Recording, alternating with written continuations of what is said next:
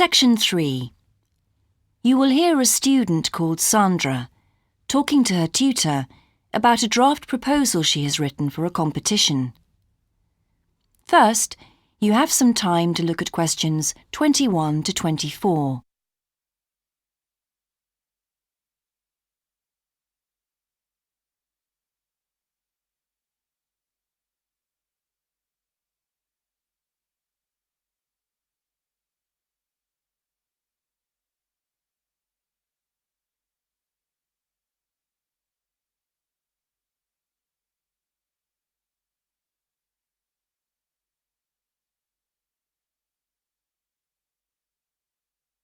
Now listen carefully and answer questions 21 to 24.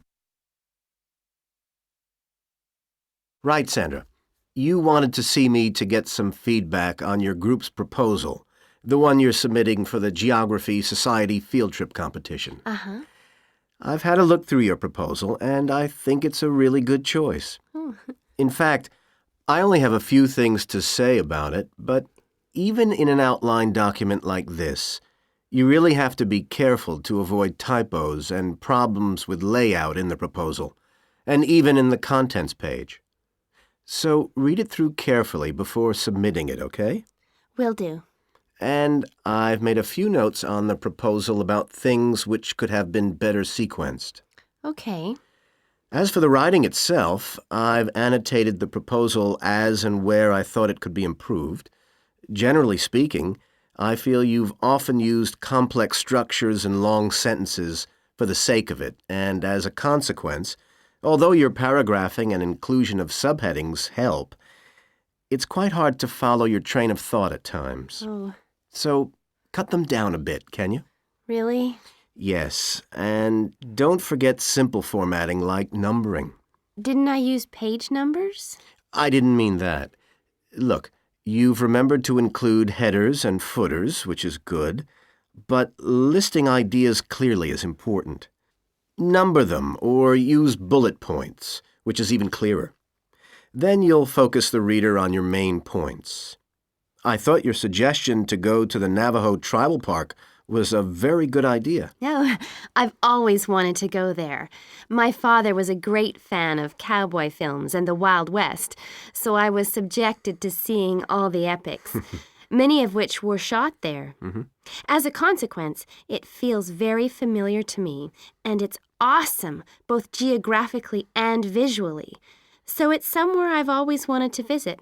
The subsequent research I did and the online photographs made me even keener. Before you hear the rest of the conversation, you have some time to look at questions 25 to 30.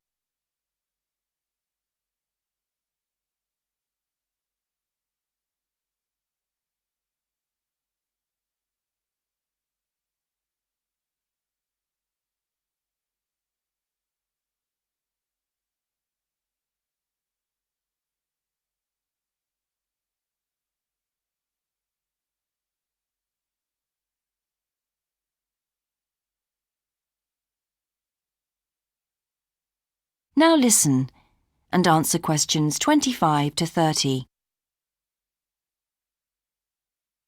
Interesting. Right, let's look at the content of your proposal now.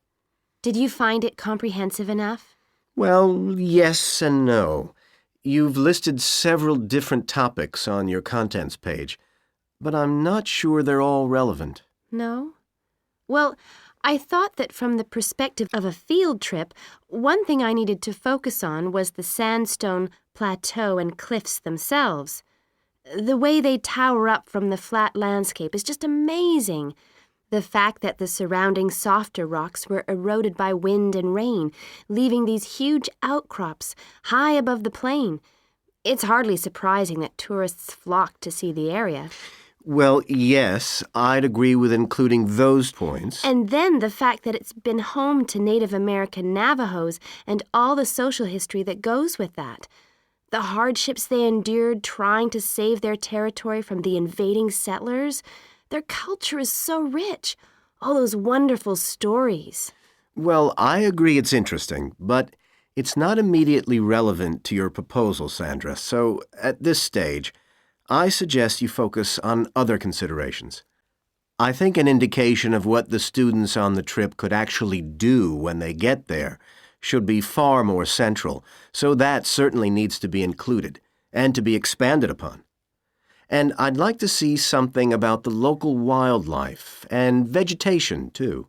Not that I imagine there's much to see. Presumably the tourist invasion hasn't helped. Okay, I'll do some work on those two areas as well. But you're right, there's not much apart from some very shallow-rooted species. Although it's cold and snowy there in the winter, the earth is baked so hard in the summer sun that rainwater can't penetrate. So it's a case of flood or drought, really. So I understand. Now, before we look at everything in more detail, I've got a few factual questions for you. It would be a good idea to include the answers in your finished proposal, because they're missing from your draft. Fine. So you mentioned the monoliths and the spires, which was good. But what area does the tribal park cover? Do you know? 12,000 hectares, and the plain is at about 5,850 meters above sea level. Larger than I expected. Okay, where's the nearest accommodation? That's a practical detail that you haven't included. Have you done any research on that? Yes, there's nowhere to stay in the park itself, but there's an old trading post called Goulding quite near.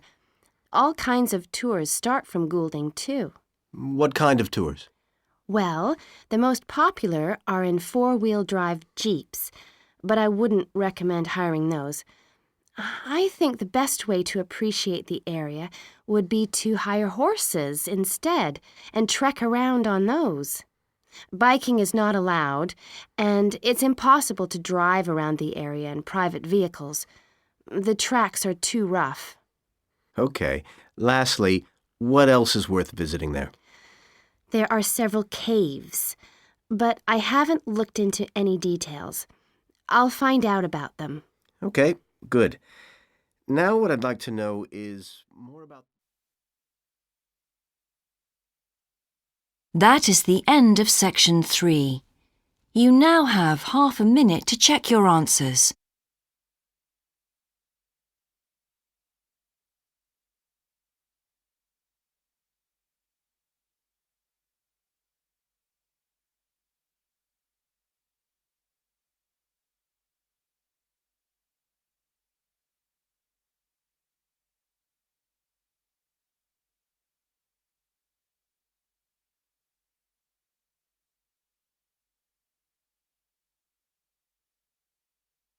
Now turn to section 4.